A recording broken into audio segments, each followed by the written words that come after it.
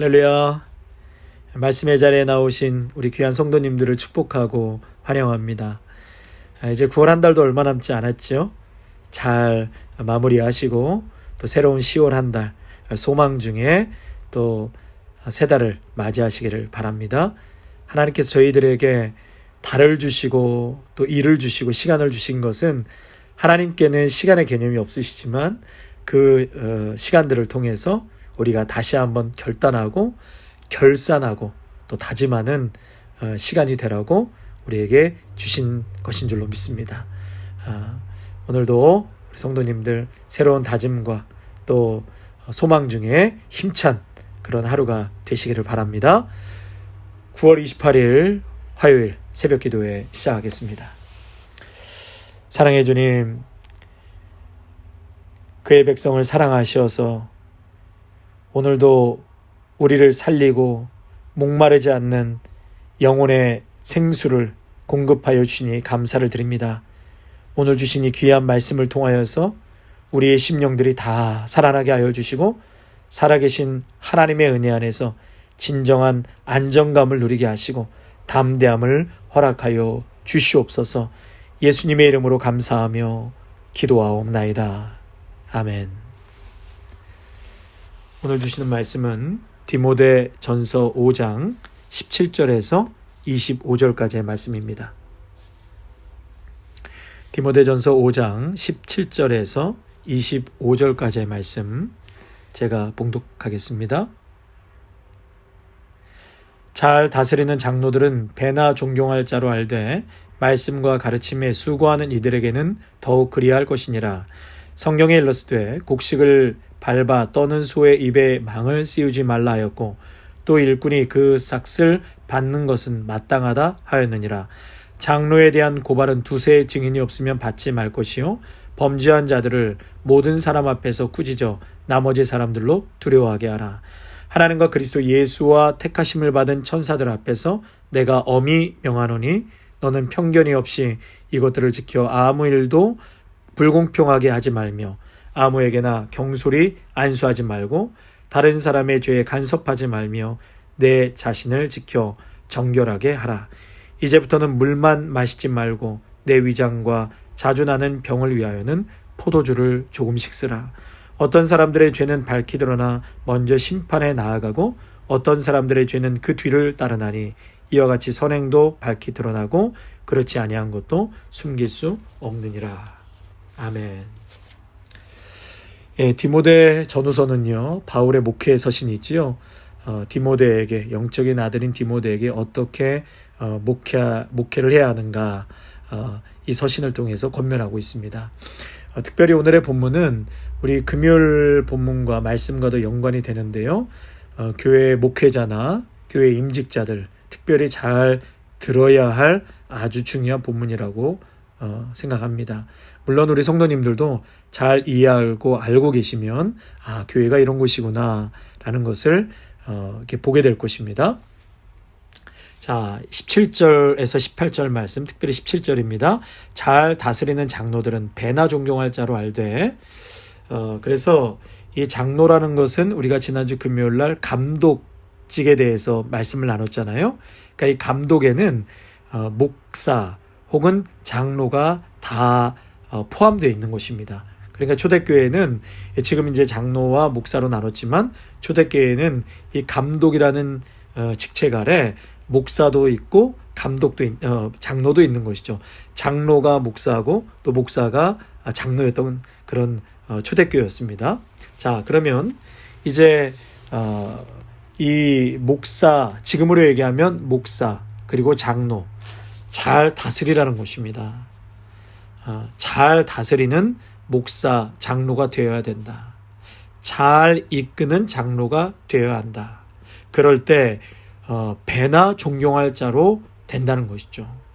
그래서 교회의 목사나 장로는 성도들에게 존경을 받아야 되는데 그 존경이 몇 배나 더 받아야 된다. 누구에게요? 말씀과 가르침에 수고하는 자들에게. 말씀과 가르침에 수고하는 목사, 장로에게는 몇 배나 더 존경을 해야 된다. 그러니까 여러분, 설교와 가르치는 일에 수고하는 사람들을 몇 배나 존경하라는 것이죠. 그것이 다스리는 것이다. 그런데 교회의 권위는 어디서 나온다고요? 말씀 그리고 가르침에서 나오는 것입니다. 초대교회 당시에는 신학교가 없었잖아요. 감독을 세울 때 양떼를 가르치고 말씀으로 또 봉사하기 위해서 목사나 장로나 교사나 전부 다 가르치는 역할을 해야 했습니다. 그러므로 교회의 권위, 리더십은 결국 다른 형태로 나타나기보다는 하나님의 말씀을 가르칠 때 권위와 다스림이 나타나는 것입니다. 여러분, 말씀을 통해서 교회를 다스리는 것이죠. 교회가 말씀을 떠나서 무엇으로 교회를 다스리겠습니까? 세상의 방법, 세상의 지식, 세상의 권위로 교회를 다스리겠습니까? 교회는 그렇지가 않지요. 교인들이 장로님을 찾아가고 또 목회자를 찾아갈 때 여러분 왜 찾아갑니까? 부자 되는 방법을 배우러 갑니까? 재테크 어떻게 하면 좋은지를 배우러 갑니까? 아니죠. 결국은 영적인 문제를 갖고 교인들은 찾아오는 것입니다.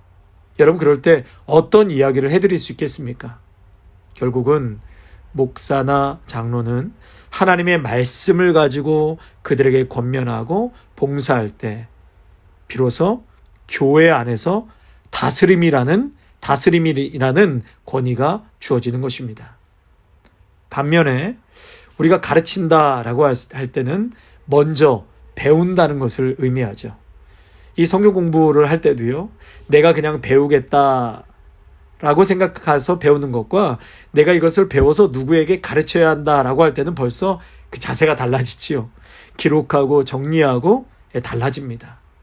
그래서 항상 교회의 장로는 먼저 자신이 배우기를 사모하고 날마다 엎드려 깨어지고 하나님 앞에 자신이 녹아지는 생활을 계속한다는 말입니다.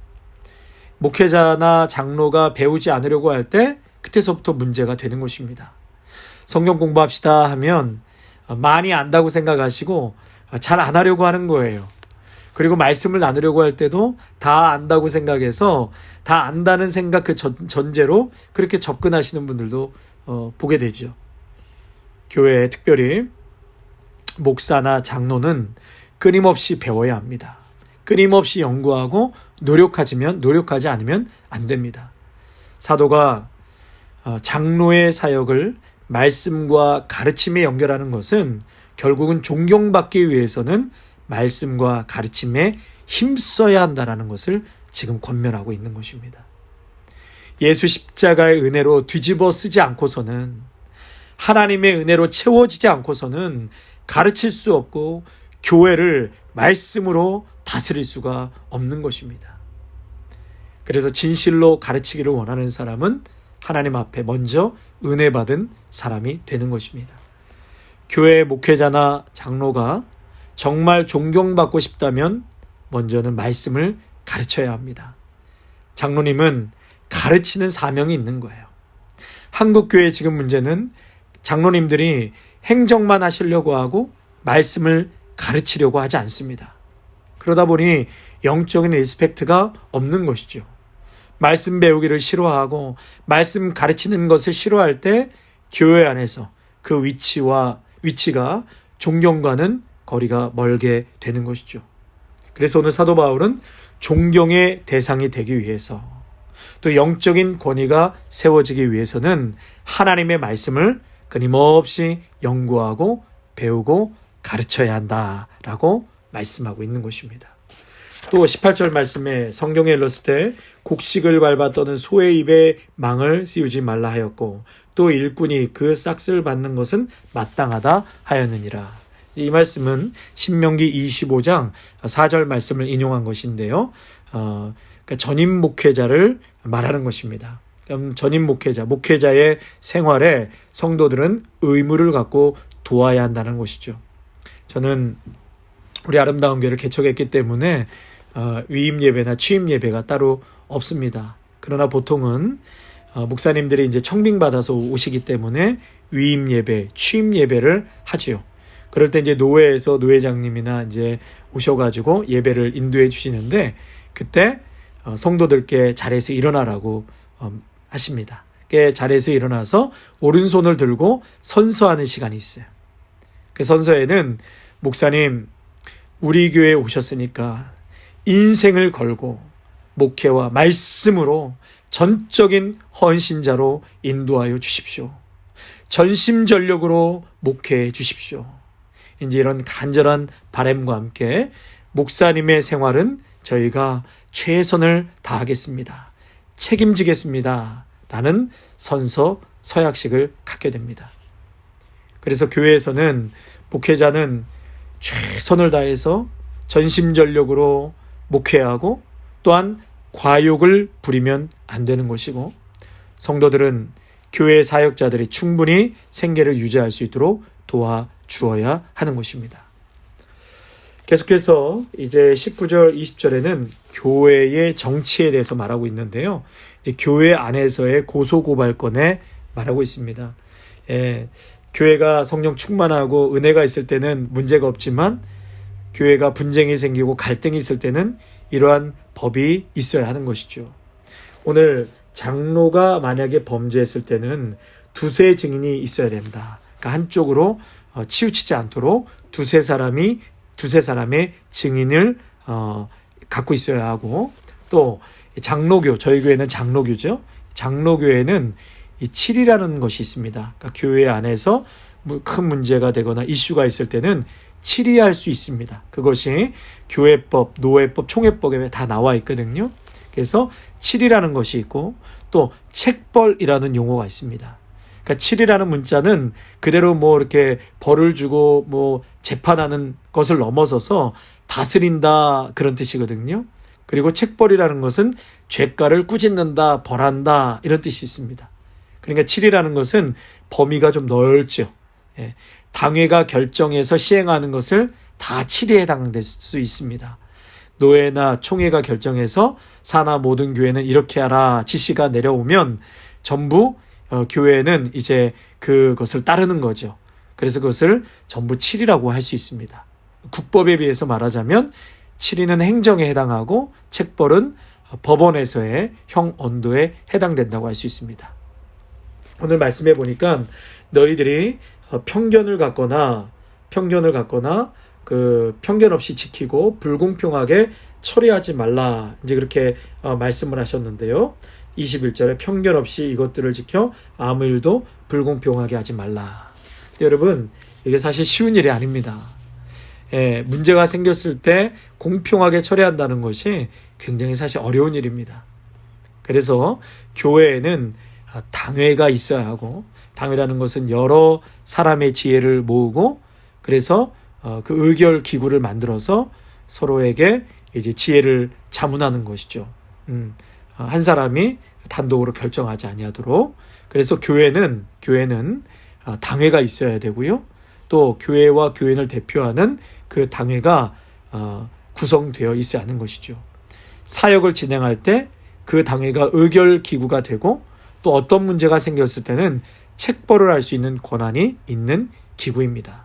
그런데 이제 이렇게 작은 교회는 아직 당회가 구성되지 못했기 때문에 교회 안에서 어떤 이슈가 생겼을 때 담임 목사 혼자 핸들해야 하는 큰 부담이 생기는 것이죠. 교회를 대표하는 당회가 있으면 당회가 권면하고 치료를 할 수 있게 되는데, 그런 이제 의결 기구가 없다 보니까 때로는 목사님이 그 문제에 대해서 전면에 나서게 되고, 그렇기 때문에 많은 오해와 공격을 받게 되는 경우도 있습니다. 교회가 성령 충만하고 평화로울 때는 문제가 없지만, 연약한 인간들이 모인 공동체이기 때문에 돈의 문제, 또 범죄 행위, 성도 간의 다툼, 성적인 문제, 여러 문제들이 얼마든지 발생할 수 있습니다. 앞으로 우리 아름다운 교회도 이제 신실한 장로님이 선출되셔서 이제 우리 교회도 당회가 있어야 합니다. 그리고 지혜롭게 교회를 운영해 나갈 수 있도록 해야 할 것입니다. 또 교회가 핸들할 수 없을 때는 그 위에 노회가 있고, 또 노회가 핸들할 수 없을 때는 총회로 올라가는 것이죠. 여러분, 우리 아름다운 교회가 이러한 귀한 영적인 리더십이 잘 세워질 수 있도록 여러분들 기도해 주시고, 이제 앞으로도 우리 교회도 이제 당회가 구성될 수 있도록 여러분 함께 기도해 주시기 바랍니다. 22절 말씀입니다. 아무에게나 경솔히 안수하지 말고 다른 사람의 죄에 간섭하지 말며 내 자신을 지켜 정결하게 하라. 그러니까 아무나 목사, 장로, 임직자로 안수를 주면 그것이 그 사람의 죄에 동참하게 된다는 것이죠. 교회가 이제 그런 경우가 있거든요. 이 사람이 삶에 문제가 있어요. 신앙에도 문제가 있습니다. 그런데 헌금을 많이 하고 사회적인 영향력이 지대합니다. 이제 그러면 그 사람에게 안수해서 교회 리더로 세운다. 이거는 죄에 동참하는 것이다. 교회는 그래서는 안 된다는 것이죠. 우리 한국 사회는 특별히 감투 문화가 강하지 않습니까? 여러분, 제일 영광스러운 이름은 바로 성도입니다. 성도라는 이름이 가장 영광스러운 이름인 것이죠. 그래서 교회의 리더십은 우리가 함부로 세우는 것이 아니라 기도하고 또 하나님의 뜻을 구하면서, 물론 세워졌다고 해도 완벽한 사람은 아무도 없습니다. 그러나 우리가 최소한 준비하고 또 세워진 후에도 계속해서 준비되어져 가는 그러한 직분자들이 되어야 한다는 것이죠. 자, 23절 말씀해 보니까 이제 디모데가 이렇게 목회를 하다 보니까 건강 상태가 좋지 않았나 봅니다. 많은 에베소 교회를 섬기다 보니까 스트레스가 있었던 것 같아요. 위장병이 있었다고 그랬거든요. 그래서 바울이 물만 마시지 말고 포도주를 조금씩 사용하라고 처방을 내리죠. 원래 바울은 술 취하지 말라 읽는 방탕한 것이니라. 그리고 우리 전주에도 감독직과 집사직의 조건을 말할 때 술에 임박히지 말라 그렇게 요구했습니다. 그런데 지금 바울은 치료 목적으로 포도주를 조금씩 사용하라고 디모데에게 권면하고 있는 것이죠. 바울은 이런 어린 목회자인 아들과 같은 디모데가 몸도 약한 가운데 목회하는 것이 많이 안쓰러웠던 것이죠. 지금 본인도 인생의 마지막 시간이거든요. 이 감옥에서 추위와 배고픔을 견디고 또 언제 죽을지 모르는 상황에서도 디모데를 생각하고 디모데의 목회와 건강을 염려하면서 그에게 권면하고 있다는 것을 볼 때 따뜻한 바울의 마음이 느껴집니다. 성도 여러분, 이 시대의 목사와 장로는 험악한 이 시대에 말씀으로 깨어 있어서 분별할 수 있어야 합니다. 다른 방도가 없습니다. 냉철한 분별력이 있어야 됩니다. 악한 원수 마귀와의 싸움이 있기 때문에 비둘기같이 순결하고 뱀처럼 지혜로움이 필요합니다. 반면에 이 디모데에게 따뜻한 사랑의 마음이 느껴지는 것처럼 또 따뜻한 마음으로 성도를 위로하고 마음을 알아주고 보살필 수 있는 그런 리더십이 되어야 할 것입니다. 아멘. 예, 오늘 우리 찬양 같이 함께 찬양하실 텐데요. 442장입니다. 찬송가 442장 저 장미꽃 위에 있을 함께 찬양하시겠습니다. 442장입니다. 저 장미꽃 위에 있을 아직 맺혀 있는 그때에 귀에 은은히 소리 들리니 춤성 분명하다. 주님 나와 동행을 하면서 나를 친구 삼으셨네. 우리 서로 받은 그 기쁨은 알 사람이 없도다. 그 정한 주의 음성 우는 새도 잠잠케 한다. 내게 들리던 주의 음성이 늘 귀에 쟁쟁하다.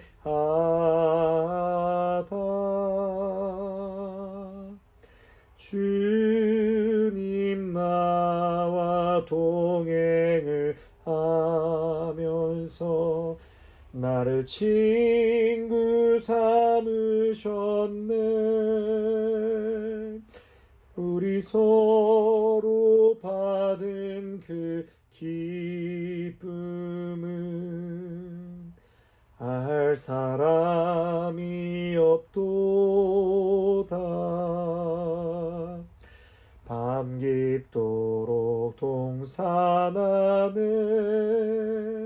주와 함께 있으려 하나. 괴로운 세상에 할 일 많아서 날 가라 명하신다.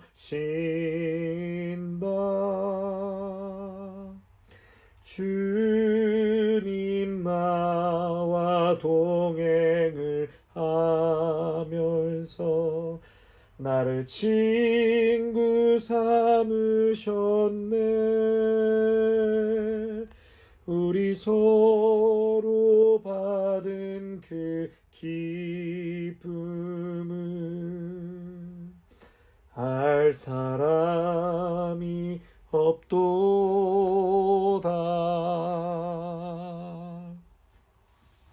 하나님 아버지, 교회 목사와 장로를 세울 때에는 참으로 하나님의 말씀을 두렵고 떨리는 가운데 받고 그 말씀을 잘 가르치는 사명이 있다라고 깨우쳐 주시니 감사를 드립니다. 먼저는 우리의 교회 리더십, 특별히 아름다운 교회 앞으로 세워질 이제 장로님께도 또 주의 종에게도 늘 영적인 기름 부으심을 허락하여 주시옵소서. 하나님의 음성을 정확하게 듣고 전달하는 역할을 잘 감당하게 하여 주시옵소서. 하나님 앞에 정결하고 순결하게 헌신하며 나아가는 교회의 귀한 중직자 리더십이 우리 아름다운 교회에 세워질 수 있도록 축복 내리어 주시옵소서. 오늘 주신 말씀 잘 받고 또한 우리의 삶 속에서도 하나님의 말씀이 중심이 되어 잘 배우고 정리되어 어떠한 상황에서도 흔들리거나 요동치 아니하는 예수 그리스도의 사람들로 늘 살아가게 하여 주시옵소서. 예수님의 이름으로 감사하며 축복하며 기도하옵나이다. 아멘. 이제는 우리 주 예수 그리스도의 은혜와 무한하신 하나님 아버지의 사랑하심과 성령의 기름 부으심이 하나님의 말씀, 그 말씀을 사모하고 나의 삶에 배우고 또 가르치기를 원하고 우리 아름다운 교회의 귀한 리더십들이 또한 세워져 가기를 간절히 열망하는 귀한 믿음의 성도들과 가정과 일터와 자녀 위에 아름다운 교회 위에 이제로부터 영원토록 함께 하시기를 간절히 축원하옵나이다. 아멘.